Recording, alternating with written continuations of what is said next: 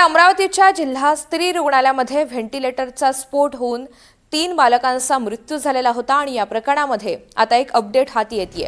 रुग्णालयाच्या fire स्टेशनमधील automatic fire safety यंत्रणा ही manual मोडमध्ये होती। अधिकाऱ्यांच्या पाहणीतून धक्कादायक प्रकार उघडकीस आला।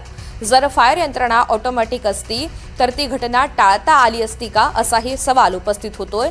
आग लागल्यानंतर ऑटोमॅटिक फायर यंत्रणांमधील फायर अलार्म वाजते, पाण्याचे स्प्रिंकलर हे सुरू होतात, तर मॅन्युअल सिस्टममध्ये आग लागल्यानंतर ते फायर सिस्टम कर्मचाऱ्यांना सुरू करावे लागते। अधिकची माहिती जाणून घेऊयात। शुभम बायस्कर आपल्यासोबत आहे। शुभम, एकंदरीतच आता या दुर्दैवी घटनेनंतर रुग्णालयामधील फायर स्टेशनमधील या यंत्रणेसंदर्भातली काही धक्कादायक माहिती समोर येते। हा तांत्रिक मुद्दा नेमका काय समजून सांगा।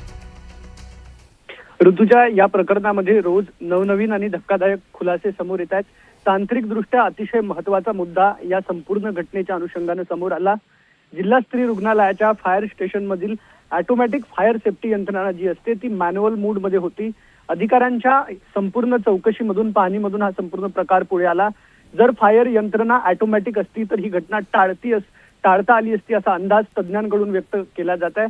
त्याचं कारण असं आहे की आग लागल्यावर ऑटोमॅटिक फायर यंत्रणेमधील फायर अलार्म वाजत असतो, पाण्याचे स्प्रिंकलर सुरू असतात, तर मॅन्युअल सिस्टीम मध्ये आग लागल्यानंतर या फायर सिस्टीम मध्ये कर्मचाऱ्यांना हे सुरू करावे लागतात। त्यामुळे एकूणच जर या फायर सेफ्टी यंत्रणाच्या संबंधाने जर प्रशासन अलर्ट असतं, फायर ऑडिट वेळेमध्ये झालं असतं, विद्युत ऑडिट वेळेवर झालं असतं आणि इथल्या संपूर्ण या तांत्रिक यंत्रणांची नियमितपणे निगा राखली गेली असती तर कदाचित ही संपूर्ण घटना टाळता आली असती आणि त्यातूनच या संपूर्ण बाबीमध्ये हलगर्जीपणा झाला आणि परिणामी ही संपूर्ण घटना उघडकीस आली असा आरोप आता होऊ लागलाय। ऋतुजा, निश्चित।